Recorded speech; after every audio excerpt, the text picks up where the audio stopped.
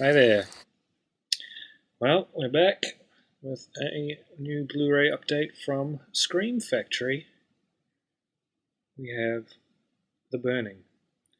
Um, the Burning is I wouldn't say little-known slasher film, but certainly not a mainstream slasher film, um, but definitely popular in the slasher fan community, and it's finally got the Blu-ray treatment.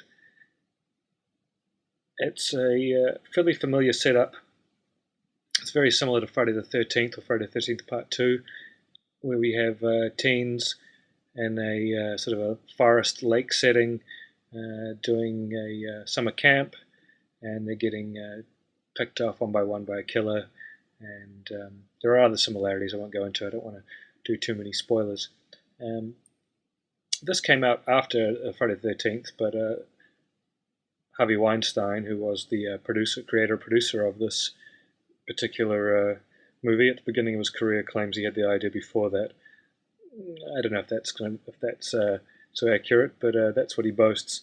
The film itself has another little difference going for it. It plays on the American urban legend of Cropsey, the killer who kidnaps and kills young children.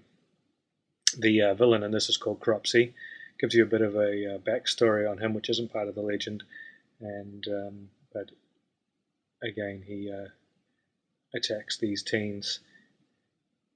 The film itself is also notable for early appearances of pre-fame actors and actresses such as Jason Alexander, better known as George Costanza of Seinfeld, Fisher Stevens, and a very, very small role for Holly Hunter, quite famed for its really gory special effects from master SuperFX creator Tom Savini. So it has a lot of elements in place. You've got a young up-and-coming Harvey Weinstein. You've got some actors who went on to do a lot of stuff, and you've got Tom Savini pretty much unleashed, able to get pretty gruesome back in these stages. So what we have here is another excellent package from Scream Factory. You might have seen other ones I've done of theirs. They have newly commissioned artwork, which is pretty cool. Much better than the From Beyond artwork, which is the last one I picked up from Scream Factory. And then here's the back, some writing, photos, pretty basic. But then inside, I've already changed it. They have a slip. They have the reversible slipcover with the new artwork, and behind the discs and the old classic artwork, which I actually I think is pretty rad. There, so you can have your choice, but I always reverse it and give it the original artwork on here because you have the new artwork right there. It doesn't seem to make sense to have them both face out. Inside here we have the Blu-ray and the DVD.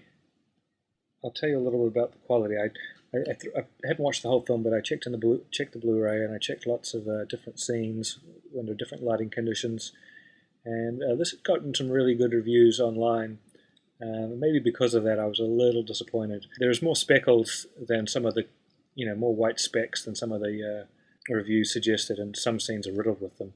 The grain is pretty heavy, which is fine, but there is some noise from time to time, and it is quite soft. But that's probably inherent to the way it was filmed quite cheaply back in the day. But yeah, I checked it against the DVD that comes with this, and I'm assuming this DVD also comes from the new remaster. So this DVD in here should be better than the old DVD. And the difference between the DVD and the Blu-ray, night and day. The Blu-ray looks much better in motion, has much better resolution. So it's certainly a good transfer for an older, cheaply made film. But I think maybe the reviews built up my hopes a little too much. But certainly a solid upgrade for those who have it on DVD, and certainly the best way to get it if you've never had it. The special features included here. We have you have 2 audio commentaries. I've listened to quite a good section of one of them, which is with a journalist, Alan Jones, and director Tony Malum. Alan Jones is a big horror journalist from England, and director Tony Malum also from England. It's a pretty informative commentary, quite interesting. And there's another commentary, it's not mentioned on the back here, but it is on there with a couple of the stars of the film.